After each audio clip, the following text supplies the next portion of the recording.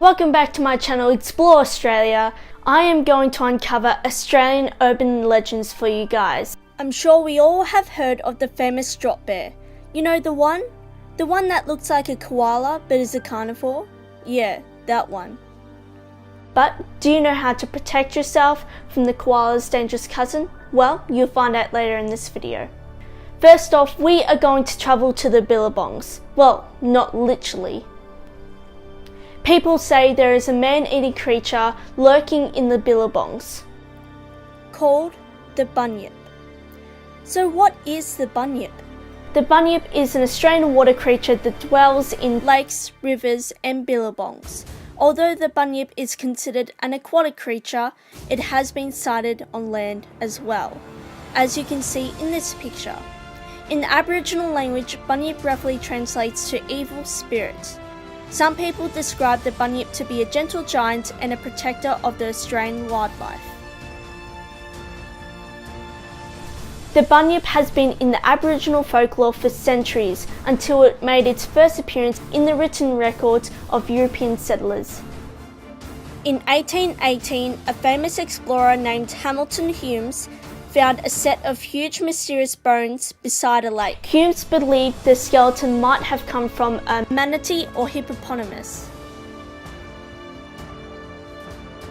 Which, I don't know how you can find a hippopotamus in Australia. Unless one escaped from the zoo or someone brought it over to Australia. Which makes more sense. Scholars found out about Humes' discovery and offered to pay Humes to go back to the lake and transport the skeleton back to the headquarters. But unfortunately, Humes declined. In 1830, another set of bones were found in Wellington Cave. An anatomist, Sir Richard Owen, identified the skeleton to be a giant extinct marsupial species called the Diprotodon, which has been extinct for over 46,000 years. One of the pictures I found while researching the Bunyip resembles the monster in the Korean movie The Host, as you can see in this picture.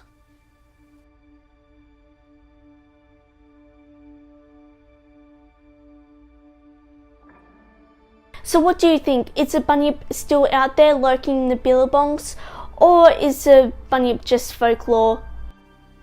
Next we have, of course, the famous drop bear. Drop bears can be found on the tops of eucalyptus trees in densely forest regions in southeastern Australia. Drop bears are described to have powerful premolars and razor-like claws. They are said to be the size of a leopard with orange fur and mottled patterning.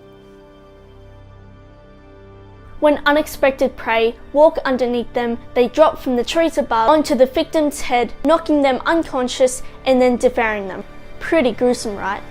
Unsuspecting bushwalkers have been known to be dropped on by drop bears, resulting in injury such as lacerations and bites.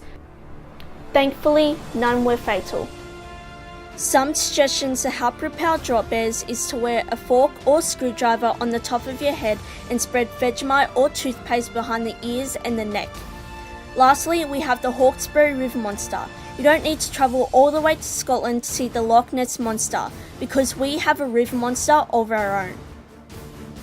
The Hawkesbury River Monster is described to look like a plesiosaur, which is an aquatic dinosaur that has been extinct for 70 million years.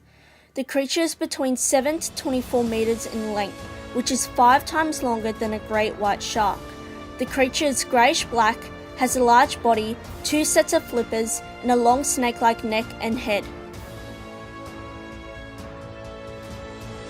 In the 1980s, there have been fishing boats found overturned and the occupants missing. In the area around the lake, there is Aboriginal Rock Art that is 4,000 years old. The rock art describes the features of the Hawkesbury River Monster and describes it as a 20-foot long creature. There are Aboriginal stories of women and children being attacked by the creature. The creature was known to be called Mealyonk by Aboriginals. Just like the Loch Ness, Hawkesbury River is very deep because in fact it is a sunken valley. There have been reports that the creature is using a central coast as breeding grounds. Is Nessie travelling to Australia to its breeding grounds? Or is Nessie the Hawkesbury River monster? We will never know. But until then, we have other urban legends that I will discuss in my next video.